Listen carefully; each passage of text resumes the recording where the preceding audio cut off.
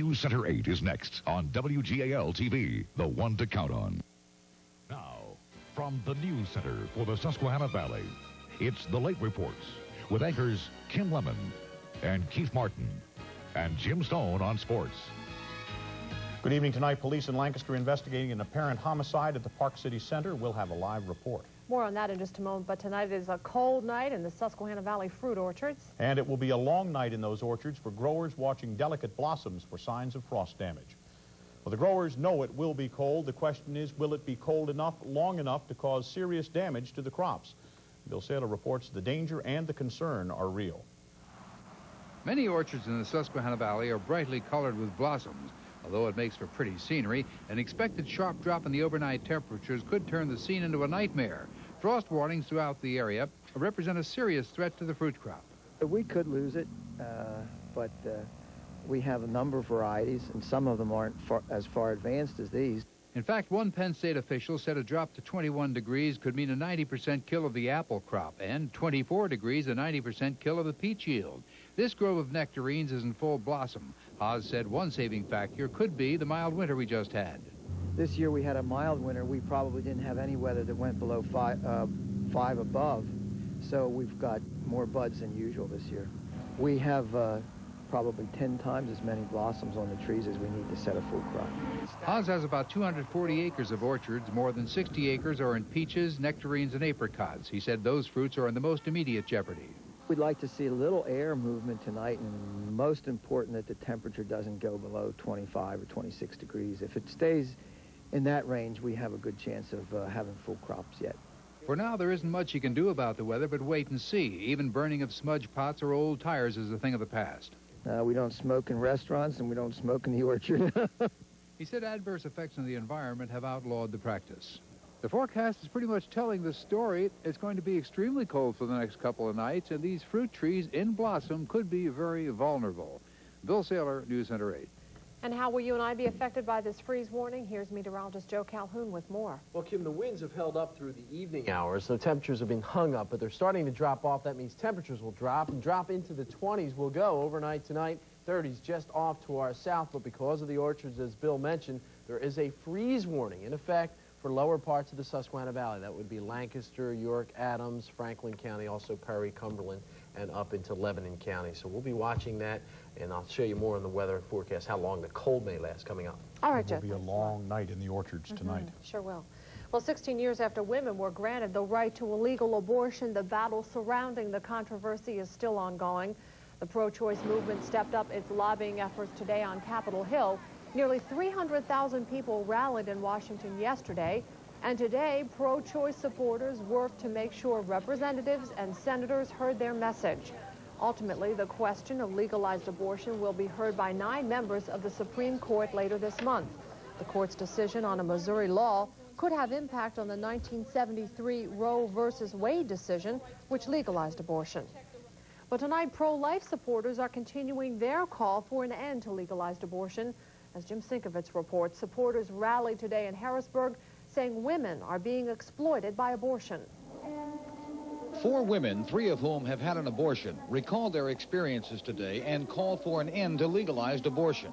We know that in today's society, abortion is $1 million a day business, and that the doctors and the clinics that are performing these abortions are making a profit off a woman's poor situation or uncomfortable situation. Jerry Pickle of Lancaster County returned to Harrisburg for the first time since she had an abortion at a clinic here in 1977. Pickle said she's been emotionally traumatized since then and now counsels women with post-abortion syndrome. This news conference is in response to the huge walk for women's equality in women's lives in Washington, D.C. this week, where celebrities, politicians, and thousands of others argued women alone should retain their legal right to decide for themselves. Clinical psychologist Sarah Dorman is hoping to make abortion illegal, even though she admits women would still have them. The reason it's wrong is because women were created to have children, and when we do something that goes against our body's mechanisms. We know that. Though they were few in number, the pro-life groups have brought the issue of abortion to the forefront once again, with protests across the country and here in the Susquehanna Valley as well. The U.S. Supreme Court is scheduled to hear a Missouri case in about 3 weeks that the High Court could use to overturn the 1973 law which permitted abortion. In Harrisburg, Jim Sienkiewicz, News Center 8. As darkness fell in the Susquehanna Valley tonight, Mothers Against Drunk Driving conducted the first Lancaster County Victims Candlelight Vigil on the steps of the old courthouse. The vigil is part of National Victims' Rights Week, with the names of accident victims read in remembrance. Spokesperson Pamela Grosh said this is all part of the effort to make the public aware of the toll from drunk driving among innocent victims. The event was sponsored by the Victim Witness Policy Board of the District Attorney's Office and Mothers Against Drunk Driving. The theme this year, From the Darkness of Crime to the Light of Hope. And just ahead on the Late Report, the man suspected of the pickaxe murder of his mother is returned to the Susquehanna Valley. And the trial begins of 2 Susquehanna Valley men suspected of starting $1 million fire at a lumber yard. We'll be right back.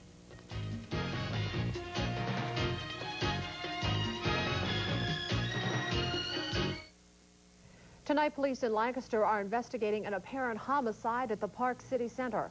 Officials think it started with a dispute in a parking lot and ended with a strangulation. And Mall Marketing Director Harry Grandin is standing by with Live Camera 8 at the Park City Center. Mr. Grandin, what do we know for certain at this point? Well, Keith, the facts as I have them right now is there was an altercation. It started in the parking lot. Our security was on patrol in another area of the mall. They were called by a store. Our security guards responded, coming from the food court down in below Penny's, walked down the Penny's Mall, cut across Center Court, went to the South Mall, and by then the participants in the altercation had come back inside from the parking lot, and they saw one of the gentlemen was down on the floor. Our security guard went to him. He was still breathing. He had vital signs. An ambulance had been called already. It arrived very soon after, and the paramedics took over from there and transported him to the hospital. To your knowledge, was anyone arrested tonight? Not that I'm aware of, Kim. I haven't heard that yet. Do you know what started this? Has anybody been able to give you any information how the altercation started, and did it start inside the mall? That I'm not sure of either, Keith. Haven't really heard that much from the police. They were the ones that were interviewing the witnesses, taking the accounts of what the people had seen. So at this point in time, that's the facts as I know them. Now, we had heard that the victim was an employee. Now, we know, of course, the name hasn't been released yet. Do you know, was he an employee? Was he a shopper? We also heard that he was an employee here, yes. Okay. And our information is that the victim did die after being transported to the hospital. Has that been corroborated on your end? At this point in time, it has not been corroborated. However, the different sources from the media have told me that that is in case the fact. Thank you very much, Mr. Harry Grandin, the Mall Marketing Director at the Park City Center. An apparent homicide there tonight. Lancaster City Police, under the direction of Captain Joe Giese, investigating. Tonight, accused pickaxe murderer James Garrett is back in the Susquehanna Valley. The 49-year-old former York man reached York tonight about an hour ago after being flown from Oakland to Baltimore and then driven to York. You've seen there an exclusive News Center 8 video. Garrett faces charges that he killed his 79-year-old mother in her Wayne Avenue home to get an inheritance of more than $500,000. James Garrett was arrested in Oakland, California late last week. He had been considered a fugitive since he left York shortly after his mother's body was discovered in the basement of her home. Well, jury selection resumes tomorrow in the murder trial of Quinterio Smart. This election is taking place in Williamsport-Lycoming County, but the case will be tried in York County. Smart from York is accused of raping, robbing, and murdering 29-year-old Judy Ketterman in 1987. Ketterman, a single mother of 2, was killed in early October. Police say she was dragged under a railroad trestle, beaten, and repeatedly raped. The York County District Attorney is seeking a first-degree murder conviction and death penalty. A co-defendant in the case, Carlos Moose, was already convicted of killing Ketterman. He's serving a life sentence. And tomorrow, the trial of 16-year-old Dwayne Morningwake resumes in York County. Morningwake is charged with the June 18th murder of Kwame Beatty. The youth counselor was killed inside this children's home in North York. Now, officials think Morningwake was one of 4 juveniles involved with the stabbing death of Beatty. An adult in the case, Cornell Mitchell, pleaded guilty to the murder. He has been sentenced to death. The trial of 2 accused arsonists has ended its first day in York County Court. Jeffrey Wagaman and James Weaver, both of McSherrystown, are charged with setting the fire at Schmuck's Lumberyard in Hanover, which caused more than $1 million damage. It took firefighters more than 6 hours last June to bring the blaze under control. The jury was selected and opening arguments were delivered today. The trial is expected to last all week. Well, if you're a registered voter in Pennsylvania, have you decided how you will vote on the local tax reform ballot question in May? Well, with just 5 weeks to go until the May primary, surveys show 2/3 of all Pennsylvania voters haven't made up their minds yet or are unaware of what the issue is all about. Well, a large number of groups, including the League of Women Voters, Pennsylvania Farmers Association, Association of Retired Persons, and the leagues of counties, boroughs, and cities, are urging a yes vote on the question. Easton Mayor Salvatore Panto is president of the League of Cities. He was interviewed live on our evening report. We want to make sure that we bring the taxing districts to into the 21st century. You know, our antiquated system that we have now really bases everything not so much on your ability to pay, but on the property tax, and it's an overburdensome effort for some of our senior citizens and people on fixed income to have to deal with this overburdened property tax, and we're looking to change that and put it on the ability for people to pay, and that's basically why the League has endorsed this. It's been about a 15-year struggle to bring some type of progressive attitude towards local tax districts, but this is the first time we really have met with some success. On the other side of the coin, opponents of local tax reform are charging tax reform will really end up being a tax hike. And still ahead, a special honor for a special disc jockey here in the Susquehanna Valley. But next, Jim Stone has all the sports, including highlights of today's game between the Phillies and the Expos. We'll be right back.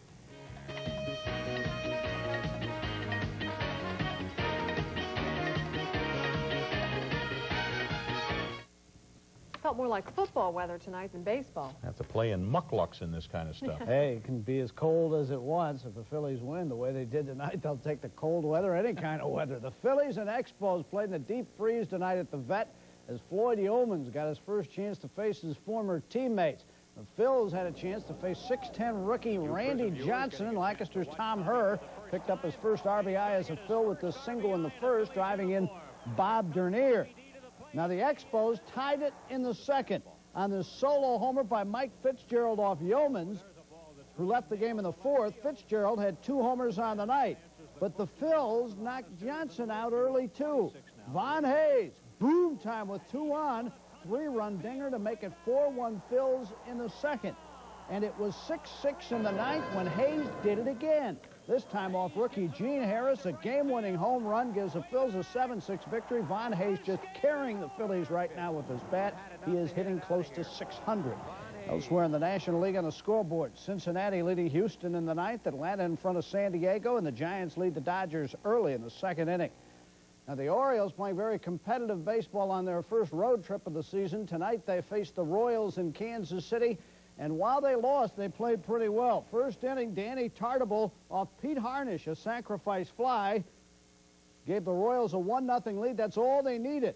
The Orioles couldn't score any runs, but they're playing better defensively. Bob Boone robbed here by Jim Traber. But Brett Saberhagen was the story of this game, a 3-hitter, as the Royals beat the Orioles a final 3-0. Elsewhere in the American League, Boston a winner over Cleveland in their home opener. Texas beat Milwaukee in 10. Toronto pounded the Yankees. Boy, Dallas Green must be pulling his hair out. Oakland leading California in the 4th, and the White Sox out in front of Seattle in the 3rd.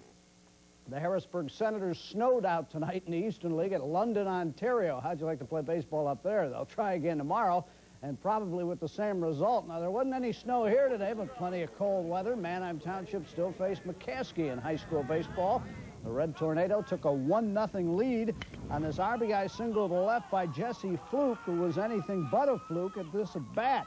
Manheim Township scored 9 runs, though, in the 7th to win at 11-5 over McCaskey. Well, after leading Michigan to a national championship as an interim head coach, Steve Fisher was hired today as the Wolverines' full-time head man. And Fisher is taking a realistic approach after his success in the NCAA tournament. National championships are few and far between for any of us. We were blessed, lucky, good, all wrapped into one to allow that to happen this year. It may never happen again, but it won't happen from lack of effort, lack of heart, or determination. The Washington Bullets are in the hunt for the final playoff spot in the East, but tonight they hardly look like a playoff team, losing to Detroit. The steal by Joe Dumars, who goes coast to coast, and the Pistons led early, and they won it big. The Pistons playing without the injured Isaiah Thomas buried the Bullets with Bill Lambier leading the way with 27 points. Detroit won it 124-100. The NBA scoreboard, Boston a winner over Jersey, so the Celtics lead the Bullets now by 2.5. Atlanta over Charlotte. Indiana beat Dallas. It was Seattle downing San Antonio. The Lakers leading the Clippers in the second, and Sacramento out in front of Miami. So the Phillies winning the ninth. Von Hayes, red hot. I tell you what, that guy's going to be traded in spring training. They're lucky they didn't trade him right now. They need him right now. Oh, man. All right, Jim, thank you. Well, a dandy night tonight at the Country Music Awards. And Spotlight tonight will take us to a special party for NBC's Golden Girls. Stay with us.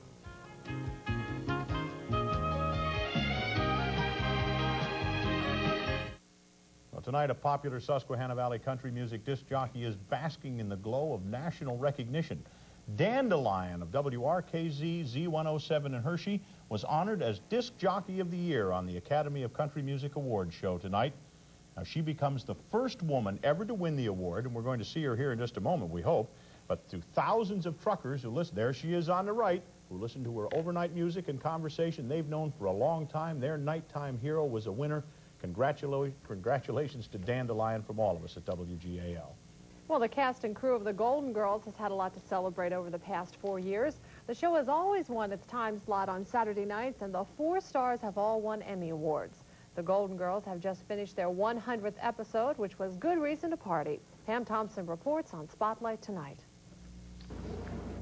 Estelle Getty, Bea Arthur, Betty White, and Rue McClanahan looked more like glamour girls than Golden Girls when they arrived at the Black Tie Gala in their honor. The party celebrating their 100th episode was held in Los Angeles at the legendary Coconut Grove nightclub, which was refurbished specifically for this event.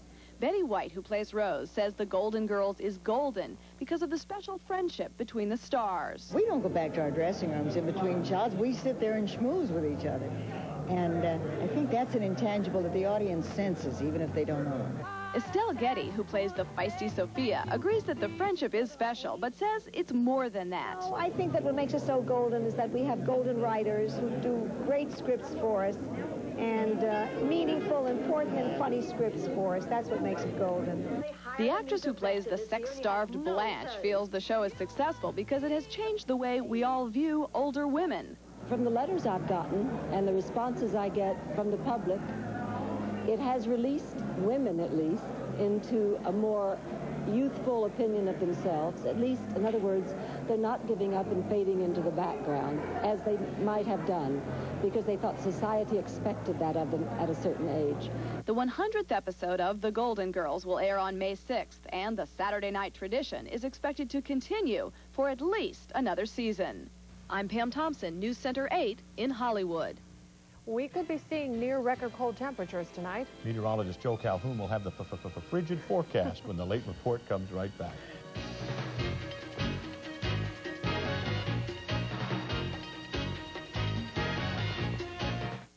Fruit growers turning in droves to find out what's going on. And homeowners, too. Well, we're frigid. It's frying out in Phoenix. They were 100 degrees today again for a record high. We could be about 75 to 80 degrees colder than that. And there is a freeze warning again in effect for the lower parts of the Susquehanna Valley, generally again because of mainly the orchards, and also we're not quite to that average last freeze date. But temperatures are starting to tumble, even though there are some clouds still around. It's down to 33 in Shamokin. It's 34 in Lancaster and 36 in Lancaster, 34 in Lebanon. Right now it's 41 in Carlisle. Here's what's happening officially outdoors. We have a partly cloudy sky. It's at 36 degrees. The relative humidity is at 38%. Quite dry. Barometric pressure is on the rise, and the winds, they are out of the northwest at 9, but they're dying out. But those winds, those steering winds up at about 20 to 30,000 feet, well, they're dipping down into our neck of the woods out of western Canada. Usually during the springtime, this jet stream wind starts to migrate northward. Where they're doing that over the west, that's where all the hot weather is. But that hot weather is forcing way up into western Canada. It's tapping some cold air and coming right down in our neck of the woods. It's going to keep us chilly this week. With this kind of a flow, there aren't any oceans up there, so it's going to be rather dry. Here's what's happened today. It was on the cool side. Our high was only 42 compared to a normal high of 61, 34 the overnight low. Compare that to 40 is what we usually feel in the morning hours. We're going to be quite chilly again for the next couple of days because of that northerly flow, plus the center of the cold air. Canadian high pressure now over Arkansas. Lots of records over the plain states. That cold air coming over the lakes. 4 to 5 inches of snow over western parts of New York by tomorrow. But by tomorrow, those colder temperatures will also continue with us in the 40s, some 50s just off to the south. So a little nippy yet. It'll warm up eventually. It has to. We're almost near summer. Here's the details. Start the forecast. Some record cold overnight with that freeze warning remaining in effect. And then for tomorrow morning, as you start your day off, you may have to do a little scraping in some spots with temperatures in the 20s. Though the air is pretty dry, so probably won't have too much frost in the windshield. Tomorrow afternoon will be sunny and chilly, 45 to 50. The rest of the week, gradually warming up just a bit, although there could be some afternoon or evening showers in 1 or 2 spots. That's about it, just 1 or 2 spots by Wednesday afternoon or evening. But for tomorrow afternoon, mostly sunny, but kind of chilly, 45 to 50. That's still too cold for me. It's chilly. All right, Joe, thanks a lot. And that is the Late Report. Thank you for watching. Jay Leno is the guest host on The Tonight Show with special guest singer Carole King. And the latest word on what happened with the cold on the Morning Report tomorrow at 6:30. For all of us on the NewsCenter 18, thank you for watching. Have a good and a warm night. Good night.